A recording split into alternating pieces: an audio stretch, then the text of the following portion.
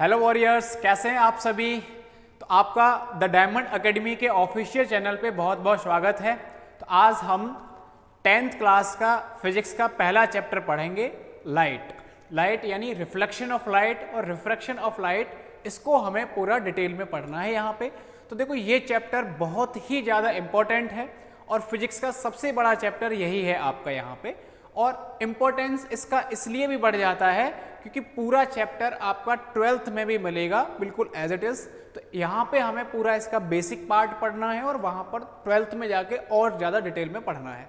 तो दो तरीके से ये इंपॉर्टेंस इसका बढ़ जाता है। 10th में बोर्ड एग्जाम में तो है ही आपका ये, प्लस इसका बिल्कुल एज इट इज आपको 12th में भी देखने को मिलेगा ये चैप्टर। ठीक है, तो पढ़ते हैं। देखो, तो सबसे पहला हमारा यहाँ पर है क्या, देखो लाइट यानी रिफ्लेक्शन एंड रिफ्रैक्शन के बारे में हम पढ़ेंगे। तो सबसे पहले हम देखेंगे लाइट है क्या। तो लाइट देखो क्या होता है, तो लाइट ही है जिसकी वजह से हम जितनी भी चीजें आप देख पा रहे हो वो किसकी मदद से देख पा रहे हो, लाइट की वजह से ही देख पा रहे हो। तो लाइट एक एनर्जी का सोर्स होता है, सोर्स ऑफ एनर्जी, एनर्जी का सोर्स है एक तरीके से। जितनी भी लाइट आ रही है सन से, जितनी भी लाइट आ रही है वो एनर्जी के फॉर्म में आ रही है पूरी की पूरी। उस एनर्जी से आप सभी ऑब्जेक्ट्स को देख पाते हो। और किसी भी ऑब्जेक्ट को हम कब देख पाते हैं, तो ऑब्जेक्ट हमें केवल तभी दिखाई दे पाता है जब ऑब्जेक्ट पे लाइट पड़ती है और वो रे जो होती है वो उससे रिफ्लेक्ट होने के बाद हमारी आंखों तक पहुंच जाए। अगर रे हमारी आंखों तक पहुंच रही है इसका मतलब है वो ऑब्जेक्ट हमें दिखाई दे जाएगा। अगर रे हमारी आंखों तक नहीं पहुंच पा रही है तो वो ऑब्जेक्ट हमें दिखाई नहीं दे पाएगा। ठीक है, तो डिपेंड यही करता है कि वो जो रे है वो हमारी आंखों तक पहुंच रही है नहीं पहुंच रही है। तो आपने देखा होगा जैसे ग्लास लगा हुआ है, हम यहाँ पे दीवार है, दीवार की जगह जो ग्लास की अगर दीवार लगा दे तो ग्लास से हम आर पार, अगर ट्रांसपेरेंट ग्लास लगा हुआ है तो उसके बाहर की तरफ भी हम देख लेते हैं कि क्या है, क्या ऑब्जेक्ट रखा हुआ है ना, सारी चीज़ें दिखाई दे जाती हैं। लेकिन अगर वहीं कंक्रीट की बनी हुई दीवारें अगर हैं तो वहाँ से लाइट आर पार नहीं जा पाती है। और लाइट अगर नहीं जा पाएगी तो इस दीवार के, कंक्रीट दीवार के साइड में क्या रखा हुआ है उस चीज़ को हम नहीं देख पाते हैं क्योंकि वहाँ से रेज हमारी आंखों तक नहीं आ पाती हैं। ठीक है, तो देखो लाइट के बारे में समझते हैं थोड़ा सा। तो light is a form of energy, light is a form of energy that produces the sensation of vision. तो लाइट की वजह से ही हम सभी चीज़ों को देख पा रहे हैं। तो light is a form of energy that produces the sensation of vision, यानी इसी की वजह से हम देख पाते हैं और एनर्जी का ये फॉर्म होता है। ठीक है, अगली चीज, light is travelling in straight line. Light जो होती है वो हमेशा स्ट्रेट लाइन में, सीधी लाइन में ही ट्रेवल करती है पूरी की पूरी। और लाइट अलग अलग मीडियम में इसकी स्पीड, इसकी जो वेलोसिटी होती है वो अलग अलग होती है। तो अलग अलग मीडियम में इसकी वैल्यू अलग होती है। सबसे ज़्यादा जो लाइट की स्पीड होती है वो कहाँ पे होती है, एयर में या फिर वैक्यूम में होती है, सबसे ज़्यादा वहीं पर होती है। लेकिन अगर मैं लाइट को ग्लास के अंदर डालूं यानी कांच के अंदर डालूं, या अगर लाइट को वाटर के अंदर डाला जाए तो वहाँ पर उनकी स्पीड चेंज हो जाती है। कितनी स्पीड चेंज हो जाएगी, कितना वो बदल जाएगा, वो सारी चीज़ें हम यहाँ पर देखेंगे पूरे चैप्टर में आगे की ओर। तो सभी अभी आप इतना ध्यान रखो कि speed of light in vacuum slash air. तो एयर या फिर वैक्यूम के अंदर स्पीड ऑफ लाइट कितनी होती है, तो इसको हम c से रिप्रेजेंट करते हैं और इसकी वैल्यू होती है 3 × 10⁸ मीटर पर सेकेंड। कितनी होती है, 3 × 10⁸ मीटर पर सेकेंड। और यहाँ अगर इस मीटर पर सेकेंड को आप किलोमीटर पर सेकेंड में कन्वर्ट करना चाहोगे तो किलोमीटर में अगर कन्वर्ट करना चाहो तो कितना हो जाएगा, ये 3 × 10⁵ 1000 से डिवाइड लगाना पड़ेगा तो कितना हो जाएगा 3 × 10⁵ किलोमीटर पर सेकेंड। और 10⁵ को अगर आप लिखो तो ये कितना है, 3 के आगे 5 0 आ जाएंगे, तो ये है किलोमीटर पर सेकेंड। और जानते हो कितना लिखा हुआ है, 3 लाख। तो 3 लाख किलोमीटर पर सेकेंड। तो ध्यान से देखो, लाइट की जो स्पीड है वैक्यूम के अंदर या एयर के अंदर वो कितनी होती है, 3 लाख किलोमीटर पर सेकंड। इमेजिन करके देखो, आप इसे थोड़ा सा सोच के देखो, लाइट एक सेकंड के अंदर 3 लाख किलोमीटर तक चली जाती है। कितना जाती है, 3 लाख किलोमीटर तक चली जाती है। दुनिया में सबसे तेज चलने वाला अगर कोई चीज है तो क्या होती है, लाइट ही होती है। इससे ज़्यादा तेज़ी से चलने वाला आज तक कोई पार्टिकल नहीं मिला है। जिस दिन मिल जाएगा तो उस टाइम पे बहुत सारी हमारी फिजिक्स की जो थ्योरी हैं तभी के तभी जो है पूरी की पूरी ख़त्म हो जाएंगी, फेल हो जाएंगी सारी के सारी जो थ्योरीज हैं फिजिक्स की, कुछ थ्योरी जो बनाई हुई हैं। ठीक है। तो ये 3 × 10⁸ मीटर पर सेकेंड आपको याद रखना है, ठीक है। एयर में या वैक्यूम में है, अलग अलग मीडियम में इसकी वैल्यू जो है कुछ कम होती जाती है, जैसे वाटर में कुछ अलग वैल्यू हो जाएगी, कम हो जाएगी, ग्लास में कुछ और हो जाएगी, तो वो हम देखेंगे जैसे जैसे आगे बढ़ेंगे चैप्टर में, तो वो कैलकुलेट करना सीखेंगे किस मीडियम के अंदर इसकी वैल्यू कितनी कितनी होती है, ठीक है। तो आगे करते हैं, देखो नेक्स्ट है हमारा रिफ्लेक्शन ऑफ लाइट। तो इंपॉर्टेंट टॉपिक है बहुत ज़्यादा, रिफ्लेक्शन ऑफ लाइट। रिफ्लेक्शन का मतलब क्या होता है, तो आपने ये देखा होगा जैसे कोई मिरर दे रखा है, उस मिरर पे अगर आपने कभी लाइट डाली हो तो लाइट जो मिरर पे जाके टकराती है, टकराने के बाद में वापस जो है रिफ्लेक्ट होके उसी मीडियम में आ जाती है। तो मिरर के ऊपर आपने लाइट को भेजा, लाइट रे गई, वहां पे टकराने के बाद में अगर वो उसी मीडियम में वापस रिफ्लेक्ट होके आ रही है, इसी को हम बोलते हैं रिफ्लेक्शन ऑफ लाइट। क्या बोलते हैं, रिफ्लेक्शन ऑफ लाइट। तो क्या लिखा हुआ है देखो, a phenomenon of returning of light from the surface of an object when the light is incident on it, ठीक है, उसी को हम रिफ्लेक्शन बोलेंगे। जैसे यहाँ पर इसे थोड़ा सा समझते हैं ढंग से, मैंने यहाँ पर एक मिरर मान लिया, इसे नीचे से पॉलिश किया हुआ है, तो मिरर है, स्मूथ सरफेस है एक तरीके से, और इसके ऊपर अगर मैं कोई रे डालूं तो रे जो डाली गई है इसके ऊपर, तो रे इस तरीके से सीधी सीधी मैंने डाली, जो इसके ऊपर रे डाली गई है इस रे को हम बोलते हैं इंसिडेंट रे। कौन सी रे बोलते हैं, इंसिडेंट रे। तो जो आने वाली रे है वो इंसिडेंट रे है। जहां पर ये आके टकराई है उसको हम बोलते हैं पॉइंट ऑफ इंसिडेंस, और यहाँ टकराने के बाद ये रिफ्लेक्ट होने के बाद वापस जो है इस तरीके से कुछ लौट के चली जाएगी, उसी मीडियम में चली जाएगी जहां से होके वो आती है। तो ये यहाँ पे इंसिडेंट रे है, इंसिडेंट रे बोल सकता हूँ इसे। इसको हम बोलेंगे पॉइंट ऑफ इंसिडेंस, और इसको हम बोलेंगे रिफ्लेक्टेड रे। कौन सी रे है, रिफ्लेक्टेड रे है। तो ये रिफ्लेक्टेड रे है, इंसिडेंट रे है, पॉइंट ऑफ इंसिडेंस है। अगर मैं इसके ऊपर एक नॉर्मल डाल दूं, ये परपेंडिकुलर खींचा है जिसको हम क्या बोलते हैं, नॉर्मल। तो नॉर्मल डाला है पॉइंट ऑफ इंसिडेंस पे, यानी कितना एंगल बना रहा होगा, 90 बना रहा होगा। तो आने वाली जो लाइट होती है इसे इंसिडेंट रे बोलते हैं, ये पॉइंट ऑफ इंसिडेंस है, और ये क्या होता है, रिफ्लेक्टेड रे होता है। और यहाँ पर मैंने नॉर्मल डाल दिया। तो नॉर्मल और इंसिडेंट रे के जो बीच का एंगल होता है, ये वाला जो एंगल है इसे हम आई से रिप्रेजेंट करते हैं, और नॉर्मल और रिफ्लेक्टेड रे के जो बीच का एंगल होता है उसे हम आर से रिप्रेजेंट करते हैं। जो एंगल आई है इसको हम बोलते हैं एंगल ऑफ इंसिडेंस। क्या बोलेंगे, एंगल ऑफ इंसिडेंस। और जो एंगल आर है उसको हम बोलेंगे एंगल ऑफ रिफ्लेक्शन। तो angle of incidence and angle of reflection, ये आप आई और आर को देख सकते हो। तो ध्यान रखेंगे, incident ray, reflected ray, normal, angle I, angle R, और इसको हम क्या बोलते हैं, पॉइंट ऑफ इंसिडेंस बोलेंगे। यहां पे एंगल आई और एंगल आर की जो वैल्यू होती है वो सेम होती है। अभी हम उसे पढ़ेंगे, एंगल आई और एंगल आर की वैल्यू सेम होती है। इसका मतलब होता है कि जितना गैप यहाँ पर है सेम उतना ही गैप यहाँ पे भी होता है, ठीक है। और इस पूरे फिनोमेना को ही हम रिफ्लेक्शन ऑफ लाइट के नाम से जानते हैं, ओके। अब इस रिफ्लेक्शन ऑफ लाइट के कुछ लॉज होते हैं। कितने लॉ होते हैं, 2 लॉज होते हैं भाई। तो लॉज ऑफ रिफ्लेक्शन 2 लॉ हैं, पहला दूसरा। पहला लॉ क्या कह रहा है, the angle of incidence is equal to angle of reflection. इसका मतलब है एंगल आई बराबर होता है एंगल आर के। तो आई और आर की वैल्यू कैसी मिलेगी, हमें हमेशा बराबर मिलेगी। तो angle I is always equal to angle R. दूसरा क्या बता रहा है भाई, दूसरा बता रहा है the incident ray comma normal to the mirror at the point of incidence and reflected ray lie all lie in same plane. तो सभी किस में लाई करते हैं भाई, सेम प्लेन में लाई करते हैं। ध्यान रखेंगे, incident ray, reflected ray and normal to the point of incidence lie on same plane, same ही प्लेन में होते हैं, एक ही प्लेन में होते हैं। ऐसा नहीं है कि ये अलग अलग प्लेन में हो जाएं।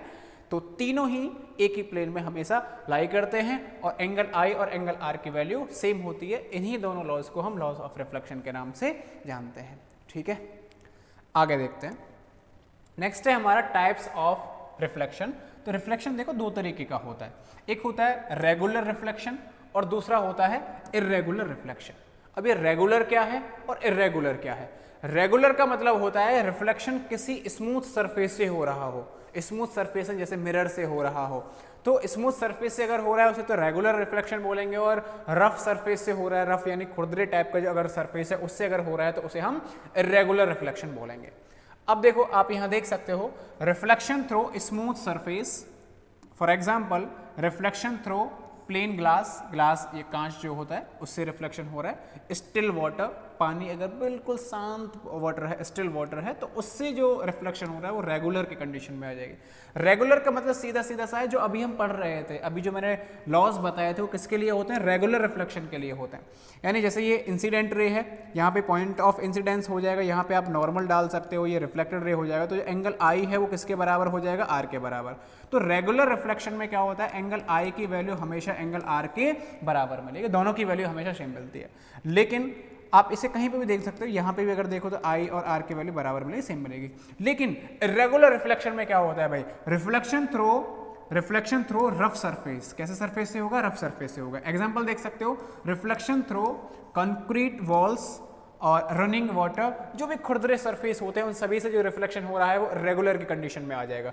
रेगुलर का मतलब होता है कि यहाँ पे जो नॉर्मल, अगर मैं नॉर्मल डाल दूं एंगल आई और एंगल आर लिखूं, तो कोई जरूरी नहीं है कि एंगल आई की वैल्यू एंगल आर के ही बराबर होगी, ये कोई जरूरी नहीं है, ये पॉसिबल ही हो सकता है आई और आर बराबर हो जाए, या हो सकता है आई और आर की वैल्यू बराबर ना हो। ज्यादातर तो क्या होता है, आई और आर की वैल्यू बराबर नहीं होती है, इसी को हम क्या बोलते हैं, इर्रेगुलर रिफ्लेक्शन। तो ये जो रे है, जैसे इंसिडेंट रे आई है, यहाँ पर क्या होगा भाई, इसका रिफ्लेक्ट हुआ, रिफ्लेक्ट होने के बाद रे इधर जाए या इधर जाए, इधर जाए इधर जाए, हमें कोई पता नहीं किधर जाने वाली होगी, इसी को हम इर्रेगुलर रिफ्लेक्शन बोलते हैं। इसीलिए हमारे जो सिलेबस में है वो कौन सा सिलेबस में है भाई, रेगुलर रिफ्लेक्शन ही है। रेगुलर रिफ्लेक्शन के बारे में हम पढ़ते हैं, जहाँ पर हम हमेशा के लिए जानेंगे कि एंगल आई की वैल्यू एंगल आर के बराबर ही होती है। जो लॉज बताए थे, लॉज ऑफ रिफ्लेक्शन जो था वो किसके लिए था, रेगुलर रिफ्लेक्शन के लिए ही है। ओके, तो ये दो तरीके के हमारे रिफ्लेक्शन हो जाते हैं। नेक्स्ट है, इसके कुछ स्पेशल केस हैं। इसके स्पेशल केस देखो क्या होगा। स्पेशल केस ये होता है कि अगर मैं यहाँ पे, ये देखो मिरर है, मिरर के ऊपर अगर रेज को इस तरीके से न डाल के ऐसे करके रे को डालो, इस तरीके से डालो, तो सीधी सीधी रे आई, इंसिडेंट रे आ रही है, तो ये परपेंडिकुलर आई है। तो रे को अगर मैं यहाँ पे परपेंडिकुलर डालता हूँ, तो परपेंडिकुलर रे अगर आ रही है तो मिरर से यहाँ पे रिफ्लेक्ट होने के बाद में किधर जाएगी, इधर मुड़ेगी, इधर मुड़ेगी, इधर मुड़ेगी, कैसे जाएगी। तो एक बार सोच के देखो आप इसे, जो रे है मिरर के ऊपर मैंने परपेंडिकुलर रे नॉर्मली डाली है, तो रे रिफ्लेक्ट होने के बाद में किधर जानी चाहिए, उसका पाथ क्या होना चाहिए, थोड़ा सा सोचो, ठीक है, फिर देख लेते हैं कहाँ जानी चाहिए। तो देखो इंसिडेंट रे ये है, रे कोई भी रे किधर जानी चाहिए, तो उस चीज़ को आप हमेशा के लिए याद रखना। कैसे निकालते हैं, तो रे किधर जाएगी उसे पता करना है, तो सबसे पहले आप उस पर क्या डाल दो, नॉर्मल। तो नॉर्मल अगर डालूंगा तो यही नॉर्मल है, तो इंसिडेंट रे भी यही होगी और नॉर्मल भी यही हो गया। दोनों अगर वही हैं तो दोनों के बीच का एंगल कितना हो जाएगा भाई, जीरो, यानी एंगल आई की वैल्यू कितनी मिलेगी, जीरो, क्योंकि इंसिडेंट रे और नॉर्मल दोनों ओवरलैप कर रहे हैं, तो दोनों के बीच का एंगल कितना मिलेगा, जीरो। अगर एंगल आई की वैल्यू जीरो है, इसका मतलब है आर को भी कितना होना पड़ेगा, जीरो ही होना पड़ेगा, क्योंकि दोनों की वैल्यू सेम होती है, एंगल आई और एंगल आर बराबर होते हैं। तो आर को अगर जीरो होना पड़ेगा, इसका मतलब है कि जो रिफ्लेक्टेड रे है वो भी इस नॉर्मल से ही पास करनी चाहिए, इसी को ओवरलैप करनी चाहिए। तो होता क्या है, लाइट सीधी आई, यहाँ टकराई, टकराने के बाद जो लाइट रे है वो वापस उसी पाथ से होके लौट जाती है जिससे होके वो आई थी, इस तरीके से वापस की ओर लौट जाएगी। ठीक है, तो ध्यान रखेंगे, क्या ध्यान रखेंगे कि अगर कोई भी लाइट रे किसी भी प्लेन मिरर पर सीधी डाली जाए, नॉर्मली डाली जाए, तो रे आएगी और टकराने के बाद वापस बिल्कुल उसी पाथ से होकर लौट जाएगी जहां से होकर वो आई थी। क्लियर है। यहाँ पे एक चीज और आपको पता होना चाहिए, एक टर्म होता है, एक एंगल होता है, एंगल ऑफ डेविएशन। क्या होता है, एंगल ऑफ डेविएशन। अब देखो ये एंगल ऑफ डेविएशन होता क्या है, उस चीज को और मैं बता देता हूँ, यहाँ पे ध्यान से देखेंगे इसे। एंगल ऑफ डेविएशन का मतलब होता है, जैसे ये मिरर है और इसके ऊपर हमने कोई रे डाली, इस तरीके से रे आई, तो इंसिडेंट रे है ये पूरी की पूरी, और यहाँ आगे पॉइंट ऑफ इंसिडेंस हो गया, इधर ये रिफ्लेक्ट होने के बाद इधर मैंने मान लिया चली गई है, ये मैंने नॉर्मल डाल दिया, this is angle I, this is angle R, तो एंगल आई एंगल आर ये हो गए। एंगल ऑफ डेविएशन का मतलब होता है कोई भी रे रिफ्लेक्ट होने के बाद में अपने पाथ से कितना डेविएट हो गई है, कितना मुड़ गई है। तो जो रे है वो अपने पाथ से कितना मुड़ी है, कितना डेविएट हो गई है, उस एंगल को ही हम बोलते हैं एंगल ऑफ डेविएशन। क्या बोलेंगे, एंगल ऑफ डेविएशन। तो कितना मुड़ी है उसे अगर आपको निकालना है तो कैसे निकालेंगे, देखो अगर ये मिरर नहीं होता तो रे, इंसिडेंट रे कैसे जा रही होती भाई, बिल्कुल सीधी सीधी जा रही होती, क्योंकि यहाँ तो मिरर अगर नहीं होता बिल्कुल सीधी सीधी जा रही होती, लेकिन मिरर आया, उस मिरर ने इसको किधर भेज दिया, इधर भेज दिया, तो कितना डेविएट किया है, जाना इधर चाह रही थी और इधर से इसे इधर मोड़ के भेज दिया, इसकी डायरेक्शन को इतना मोड़ दिया, ये है। तो इस एंगल को ही हम क्या बोलते हैं, एंगल ऑफ डेविएशन, और इस एंगल ऑफ डेविएशन को हम डेल्टा से रिप्रेजेंट करते हैं। किससे करते हैं, डेल्टा से रिप्रेजेंट करते हैं। और डेल्टा अगर हमें निकालना है तो हम इजीली निकाल पाएंगे। पूरा एंगल कितना होता है, देखो 180 है, तो 180 में से क्या घटा दो, आई और आर को, तो 180 degree minus angle I plus angle R.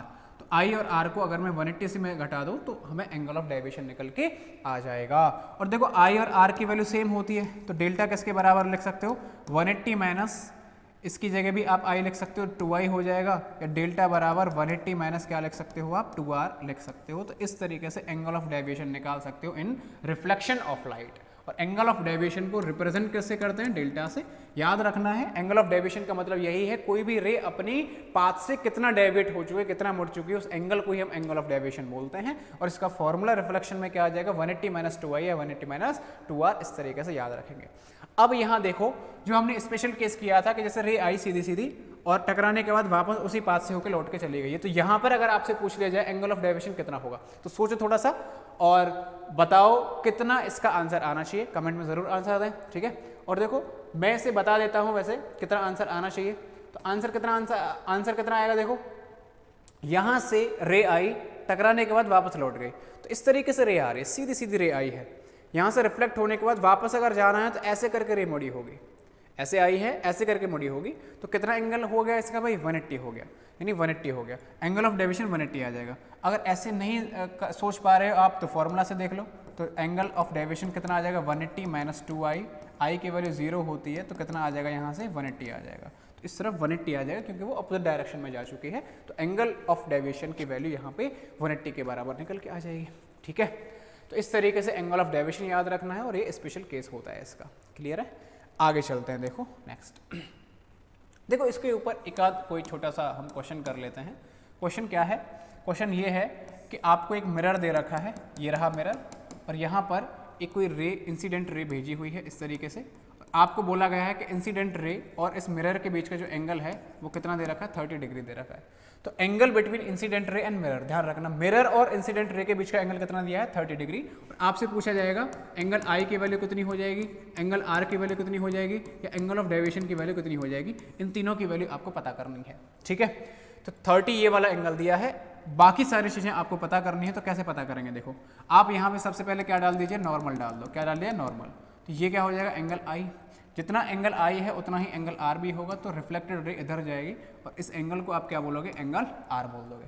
तो अगर मैं एंगल आई निकालना चाहूँ तो पूरा एंगल कितना होता है भाई, 90 होता है। तो 90 में से अगर मैं 30 निकाल दूँ तो एंगल आई पता चल जाएगा, तो एंगल आई आ जाएगा 90 माइनस 30 डिग्री। तो 90 में से 30 घटेगा तो कितना आ जाएगा, 60 डिग्री आ जाएगा। तो आई की वैल्यू आ गई 60 डिग्री। और आई किसके बराबर होता है, आर के बराबर। तो चूंकि एंगल आई बराबर होता है आर के, तो आर की वैल्यू भी कितनी निकल के आ जाएगी, 60 डिग्री के बराबर निकल के आ जाएगी।